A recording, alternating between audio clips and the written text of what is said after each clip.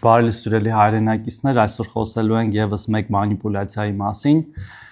Վարչապետը ազգային ժողովում վերջերս ասաց, որ քանի որ մեր ավագ սերնդի ներկայացուցիչների հիմնական ծախսը դա առողջական ծախսերն են, առողջապահական ծախսերն են, եւ դա ճշմարտություն է, մենք բոլորս մեր ընտանիքներում ունենք տատիկ, պապիկներ, հայրիկներ, մայրիկներ, ովքեր որ առողջական խնդիրներ են ունենում եւ նրանք ըստ էության պետության կողմից մեծ մասը որևէ կերպ չեն փոխհատուցվում այդ ծախսերի։ Մենք որոշել ենք նրանց ընդգրկել 65-ից բարձր քաղաքացիներին 400,000-ից ավել քաղաքացու ընդգրկել առողջության ապահովագրության մեջ եւ դա ամսական ծախս է 10,800 դրամ 200,000-ից ավել ստացող քաղաքացիների համար եւ հետեւաբար ստացվում է, որ 65-ից բարձր անձանց համար պետությունը ամսական 10,800 դրամ վճարում է ապահովագրության համար, ինչը կարելի է ըստ էության համարել կենսաթոշակների կամ նպաստների բարձրացում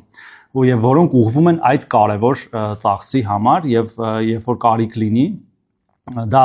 նշանակելու է որ մեր քաղաքացիները կարողանում են օգտվել ոչ թե այդքան գումարի ծախսից, այլ 100,000 դրամ, մի քանի 100,000 դրամ, ընդհանուր մինչեւ մի քանի միլիոն դրամ